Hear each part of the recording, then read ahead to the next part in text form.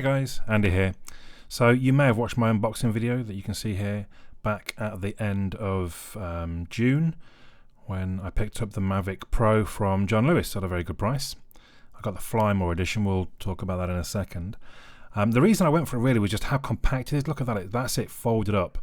It's just so small. I mean, you could, well, I did fit it into my shorts pocket. Not that I'd really want to go places with it in my pocket. But it's so compact. I mean, for me, it's more portable than the new Spark that they've recently brought out, which although the Spark is smaller, it's just not quite as portable. It certainly feels very solid to me. It feels very well made. I mean, you'd expect that from a £1,000 plus device. So this is the Fly More part of things. And I can tell you that I had so I've got 3 batteries in all, 1 that came with it, 2 that came in the Fly More. There's a multi-charger, there's spare propellers, there's the nice DJI bag, which actually I really quite like. I use that wherever I go. There's also like a little adapter that lets you, basically you could charge your phone off the DJI batteries. I'm told the batteries themselves are smart batteries and they kind of look after their own juice, so to speak. After 10 days, I think they just start discharging. So just be aware of that one. If you leave it in a cupboard somewhere, you'll need to charge it up before you go back out. So just to go back to kind of the overall design while you watch me go through the packaging, it does feel very solid, and the main reason I've chose the Mavic because it was so portable, even though it's it's more expensive than the Spark. I did have little concerns that maybe in strong winds the arms would fold in or something. I think I read a comment somewhere on the internet, but as far as I'm aware, I've not known it to ever happen. Ease of flying, actually really very easy. This was the first time I think I've taken it off, and there's a little bit of getting used to, as in one of the sticks when you push up makes it fly upwards, and another one makes it move forward. And then at the same time, left and right, one of them turns it left and right and one of them strafes it left and right. And I did find myself getting those mixed up a little bit, which kind of led to my first crash actually into a tree. Well, it didn't lead to it, but I could maybe have avoided it if I remembered which way around it was. So instead of me hitting reverse in a hurry, I hit fly downwards in a hurry and flew straight into a tree. Didn't really damage it too much. There's a couple of light marks on the top of the device, hence I've got the orange skin on it now. But all in all, generally actually it's really easy to control. There's a lot of different buttons and controls on the remote, but most of it comes quite naturally. If you want to adjust the camera up and down, there's a sort of a wheel just underneath your left finger, or my left finger I suppose as we look at it, which lets you move it up and down.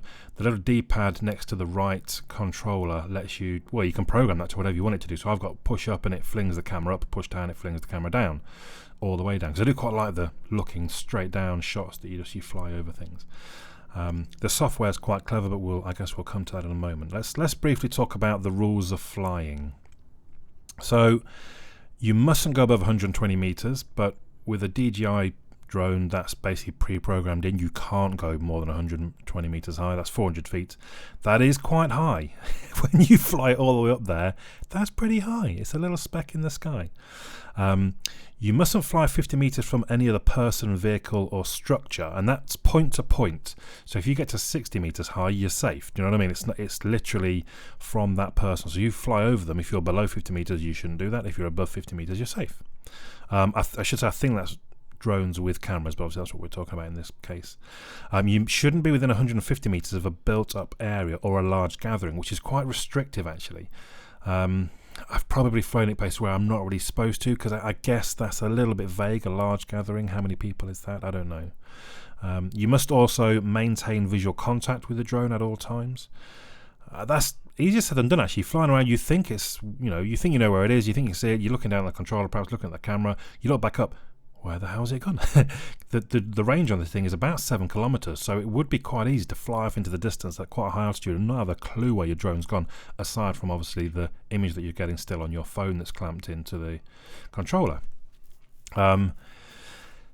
These, as far as I can tell, these are actually just guidelines. I don't know if it's actual UK law, and I think the main guideline is just don't be a dick, really. I felt quite, so I did fly it, the first time I flew it, I went up to my garage as I flew up.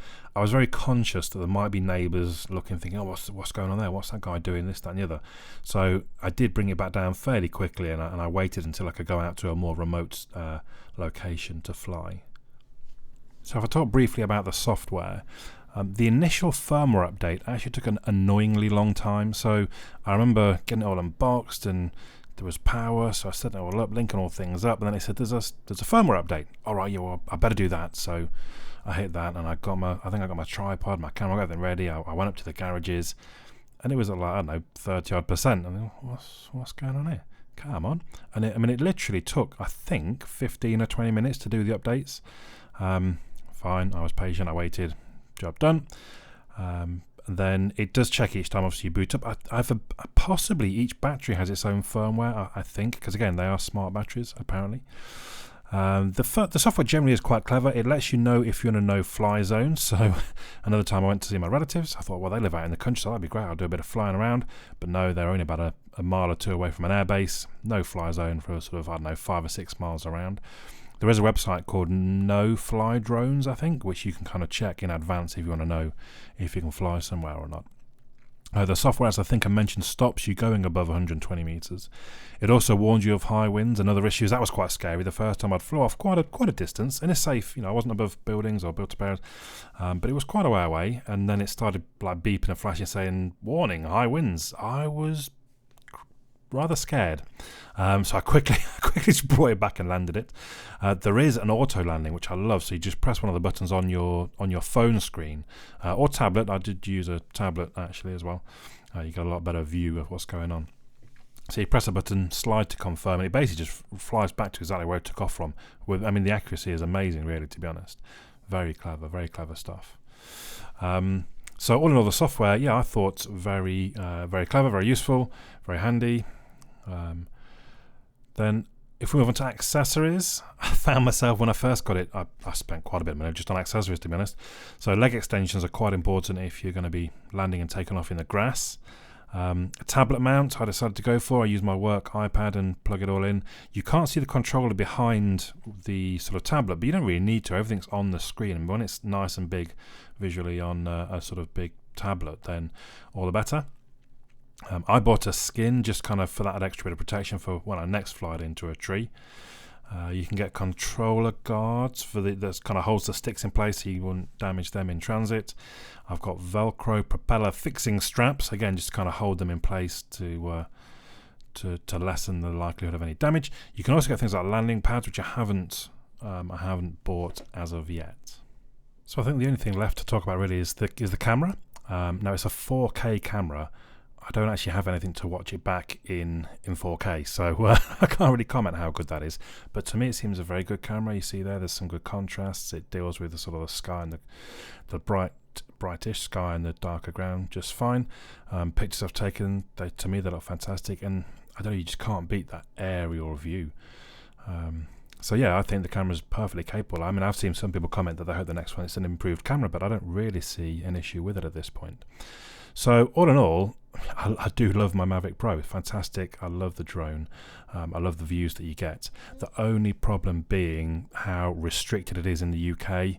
And I'm sure in some of the videos here I might get some comments saying, "Oh, I shouldn't have been flying there," and I probably shouldn't. But it's a little bit vague, and like I say, I just try and use a little bit of common sense really, where you should and shouldn't fly. Try and respect other people and try and be safe as well. So there we go. That's my review of the DJI Mavic Pro. Please let me know your thoughts in the comments down below. For now, my name's Andy. I'll catch you all again soon.